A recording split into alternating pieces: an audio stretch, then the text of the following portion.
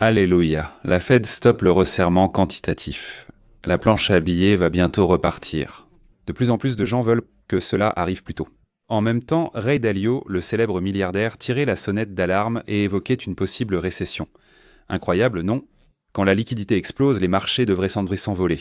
Alors pourquoi cette légende de l'investissement, ce milliardaire, essaie-t-il de refroidir un peu l'ambiance? Restez avec nous.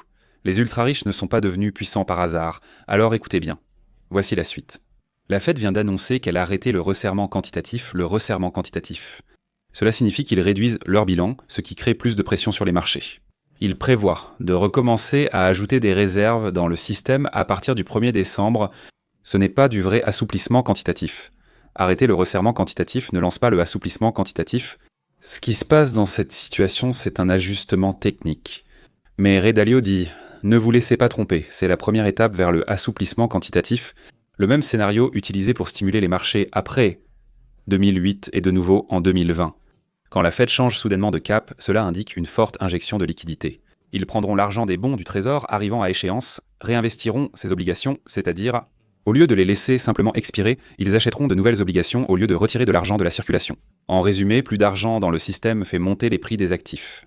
Historiquement, c'est un carburant pour les actifs à risque, actions, crypto, or, etc. À première vue, ça semble sacrément haussier et à court terme, ça laisse probablement. Mais Ray Dalio pense que cette fois, ce pourrait être différent. Il avertit que la Fed ne stimule pas l'économie pour la sauver. Ce qui se passe en ce moment, c'est qu'on stimule une bulle qui est déjà gonflée. Peut-on continuer à la faire monter? Peut-on la gonfler encore un peu plus? Bien sûr. Ça pourrait même sembler aller pendant un certain temps, mais à un moment donné, elle éclate. Oui, une liquidité élevée et haussière, mais les actions sont proches de leur sommet. Le crédit reste bon marché et abondant. L'inflation reste supérieure à l'objectif. Le chômage, bien que bas, augmente discrètement. Les actions intelligence artificielle sont en bulle. Peut-être pas encore trop profondément. Pas encore. La Fed injecte de l'argent dans un marché déjà surchauffé. L'histoire montre que cela finit rarement bien sur le long terme. Voyons pourquoi. L'assouplissement quantitatif semble toujours haussier au début, et a généralement des effets positifs sur le marché. Mais c'est souvent le calme avant la tempête. Vous voyez, les impôts seuls ne suffisent pas à couvrir tout l'argent nécessaire pour faire fonctionner le gouvernement américain. Ils le devraient, mais ils empruntent au-delà de leurs moyens. Ils font cela depuis longtemps. Donc le département du Trésor émet des obligations d'État, en gros des reconnaissances de dette, pour lever des fonds. Banques, fonds de pension, gouvernements étrangers achètent, car c'est un des investissements les plus sûrs au monde. Il ne faut pas parier contre l'Amérique, non. Et ils pèsent des intérêts. Lorsque les déficits deviennent trop importants, le marché ne peut pas absorber toute la dette sans que les rendements ne grimpent en flèche. C'est là que la Réserve fédérale intervient. Grâce à l'assouplissement quantitatif, elle rachète des bons du Trésor sur le marché, généralement auprès des banques, en payant avec des dollars nouvellement créés. En bref, la planche à billets se met en marche. Ils impriment de l'argent, ils rachètent leurs propres obligations. C'est un cercle vicieux. À un moment, cela pose problème. Quand la Fed rachète des obligations, elle injecte de la liquidité. Le Trésor rembourse les obligations à leur échéance. La Fed peut retirer cet argent pour réduire la liquidité ou le réinvestir en achetant de nouvelles obligations pour maintenir la circulation monétaire. Acheter des obligations augmente leur prix et diminue leur rendement. Par exemple, une obligation du Trésor de 1000 $ offrant 50 $ d'intérêt annuel a un rendement de 5%. Lorsque la Fed commence à acheter et que le prix de cette obligation grimpe à 1100 $, le paiement reste le même, en termes réels de dollars, mais le pourcentage de rendement chute à environ 4,5%. Des rendements faibles sur les actifs sûrs incitent pour ça les investisseurs à chercher mieux ailleurs. Actions, bitcoin, pièces mêmes, etc. C'est comme ouvrir un robinet d'argent. La liquidité revient. Oui, elle revient. Ils en ont besoin, ils sont accros à la liquidité. Planche à billets, ils ne peuvent pas s'en passer. Tout explose et parfois certaines choses montent sans le mériter. Avant de poursuivre, les gars, si vous tradez les cryptos, prenez un peu de bitcoin pour vous protéger contre l'instabilité du monde. Gagnez de l'argent en prenant des positions longues ou courtes sur le marché avec Bitunix, accessible à tous, partout. Il n'y a jamais eu de meilleur moment pour s'inscrire. Ils offrent des bonus incroyables en ce moment. Vous devez absolument regarder ça. Des bonus de dépôt attractifs. Déposez 2000 $, recevez 400 $ et de plus gros bonus pour les grands investisseurs. Déposez 10 000, recevez 1000, 20 000, recevez 2000, 50 000, recevez 5 000, offre très limitée.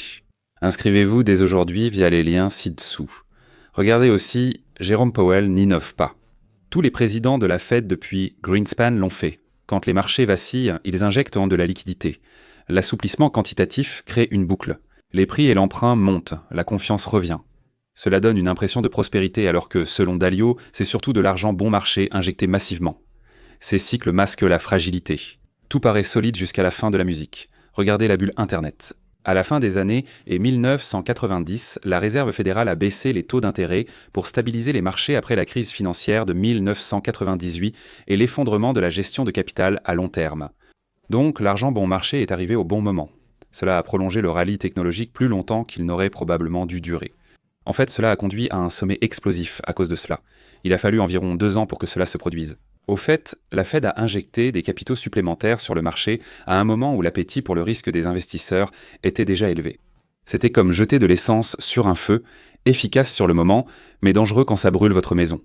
La Banque d'Angleterre et d'autres banques centrales ont adopté une politique très accommodante, amplifiant la prise de risque mondiale.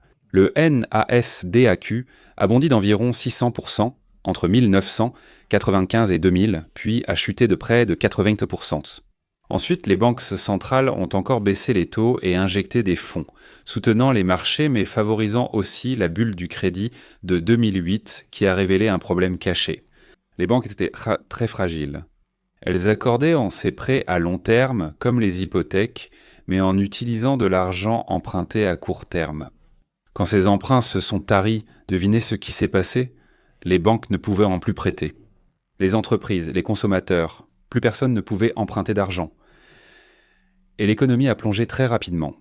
Pour mettre tout cela en perspective, le bilan de la Réserve fédérale est passé de moins de 900 milliards de dollars en 2008 à plus de 2000 milliards de dollars en 2010. Lors de la première ère d'assouplissement quantitatif, 11 000 milliards de dollars de titres adossés à des créances hypothécaires s'effondraient aussi. Le prêt interbancaire s'est complètement figé. La confiance des consommateurs a complètement plongé à ses niveaux les plus bas depuis les années 1980. La réaction de la Réserve fédérale a stabilisé les marchés. Mais cela a aussi déclenché une dépendance à l'argent bon marché qui a duré une décennie, une dépendance qui n'a toujours pas été résolue. Et les marchés sont toujours dépendants, l'économie est toujours dépendante. En fait, la dépendance est pire que jamais. De 2009 à 2019, le S&P 500 a bondi de plus de 300%, tandis que la dette des entreprises atteignait des sommets par rapport au produit intérieur brut. Les entreprises du bureau, les entreprises ont utilisé la liquidité non seulement pour investir, mais aussi pour racheter des actions. Super, c'est une bonne idée d'ailleurs. Et gonfler le bénéfice par action. En bref, le assouplissement quantitatif n'a pas seulement guéri l'économie, il a reconfiguré l'économie autour de la nécessité du crédit facile, de beaucoup de liquidités et d'argent bon marché.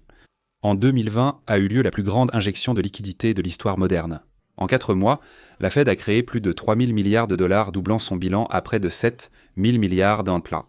Les chèques de relance, des taux d'intérêt proches de zéro et les renflouements d'entreprises ont propulsé les prix des actifs vers des sommets inégalés. Le S&P 500 a récupéré toute sa chute liée au Covid en seulement 5 mois. Eh bien, au même moment, le Bitcoin est passé de 4 000 $ à plus de 60 000 $, atteignant finalement 69 000 $. Fin 2021, des jetons non fongibles se vendaient pour des millions de dollars, notamment des images très célèbres de singes. Les choses sont devenues un peu folles. Les actions même sont passées de 0 à des millions. Tout a connu une bulle. Immobilier, actions, crypto, luxe, tous dopés par une vague massive de liquidités avec des effets secondaires brutaux. L'inflation a atteint 9%, un record depuis 40 ans, ce qui a conduit au cycle de hausse des taux le plus rapide sur la même période. La Fed a dû freiner brutalement. C'est le cycle de hausse des taux le plus rapide depuis les années 1980.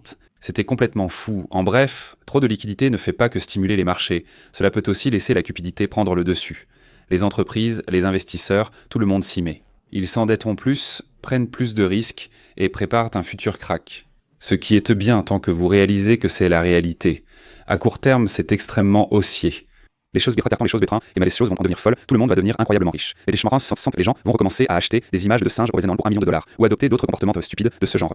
Puis survient le grand crack, peut-être générationnel. Voici l'essentiel. L'avertissement de Ray Dalio est inquiétant, mais l'avantage c'est que nous pouvons devenir riches avant l'éclatement de la bulle. Chaque bulle éclate un jour, mais avant cela. Un sommet euphorique survient souvent, avec des Rolex et Lamborghini qui envahissent votre fil d'actualité. C'est là que vous devez vous concentrer, là se trouve l'opportunité. Malgré le krach inévitable, l'assouplissement quantitatif reste haussier à court terme. La liquidité a un rôle simple sur les marchés. Elle alimente les actifs risqués ou, lorsqu'elle est retirée, elle éteint le feu des actifs risqués. Quand l'argent est en bon marché, les investisseurs affluent, ils achètent plus de trucs, les prix montent, actions-valeurs, intelligence artificielle crypto, or, immobilier, etc. Parfois, cela se produit de manière très spectaculaire, mais tôt ou tard, la réalité finit par rattraper. On peut avoir 6 mois, 2 ou 3 ans, personne ne sait. Mais il faudra payer l'addition à un moment donné pour ce que la Fed s'apprête à faire. Mais ce n'est pas le moment de devenir extrêmement pessimiste. D'accord, nous sommes en plein changement de régime en ce moment. Nul ne sait combien de temps ces conditions financières favorables soutiendront les marchés. Mais quand l'effondrement viendra, il vous fera payer pour tous les excès de la montée. L'histoire prouve que ces flambées sont souvent explosives et permettent de prendre des bénéfices à des niveaux clés si l'on reste attentif. La bonne stratégie, pensez comme Ray Dalio. Préparez-vous aux 2 phases du cycle. Profitez de la vague de liquidité tant qu'elle dure, mais préparez-vous au retournement inévitable, car un retournement finit toujours par arriver. Prenez vos gains avant que le marché ne le fasse. Préparez-vous à racheter à prix réduit, encaissez vos gains, rééquilibrez votre portefeuille vers des actifs plus sûrs comme l'immobilier et soyez prêts à acheter de nouveau. Les valorisations deviennent attractives pour actions et crypto-monnaies après un krach lorsque la poussière retombe. Cela crée de belles opportunités pour ceux disposant de liquidités, comme vous, parce que cette fois, vous allez être intelligent. Vous allez vendre quand les choses deviennent folles, vous allez vendre pendant l'euphorie. Voilà le grand cycle de la dette, boom, crack, répétition. L'assouplissement quantitatif peut pousser les marchés bien plus haut que prévu, mais il prépare aussi la prochaine récession. C'est encore le cas, cela prendra du temps, mais arrivera finalement. Et cette vidéo devrait vous servir de rappel. Ne devenez pas complaisant lorsque les marchés deviennent plus excitants. Ayez un plan, suivez-le et prenez vos profits, d'accord ? Parce qu'il faut beaucoup de temps et de patience pour monter. Mais quand les marchés se retournent, tout peut chuter très rapidement. Le succès ne consiste pas à prédire parfaitement les points bas ou les sommets. Très peu de gens y arrivent. L'essentiel est de comprendre le cycle, respecter et gérer le risque, et transformer les paris risqués en paris sûrs. Sécuriser ses gains quand on les obtient et agir de façon réfléchie. Restez vigilant. Et dans des moments comme celui-ci, tout le monde crie ses prédictions. La plupart, c'est du bruit. Une vérité traverse tout cela.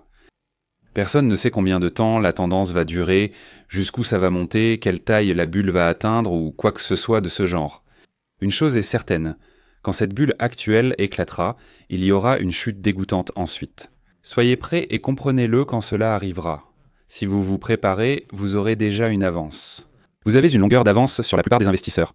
En parlant de rester en avance sur la plupart des investisseurs, consultez ma newsletter gratuite. Elle est géniale. Non, sérieusement, elle est super. Vous allez adorer. Lien ci-dessous. On aborde crypto, actions, tendances macroéconomiques, marché de prédiction et plus.